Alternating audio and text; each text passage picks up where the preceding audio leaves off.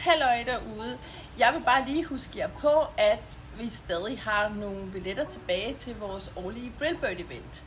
Eventet bliver holdt i Jyderup den 28. marts. Og på det her event, der kan du altså få en super lækker goodie bag, du kan få lidt lækkert at spise og lidt lækkert til ganen. Udover det, som selvfølgelig er det allervigtigste, så kan du blive præsenteret for alle de lækre Brillbird-produkter. Vi har fået en masse nyt siden de nye regler om TPO trådte i kraft den 1. i 9. 25, så der vil være masser, vi kan præsentere jer for. Og du vil få gode fif, du kan spørge os om alt muligt, og vi vil alle sammen være til stede.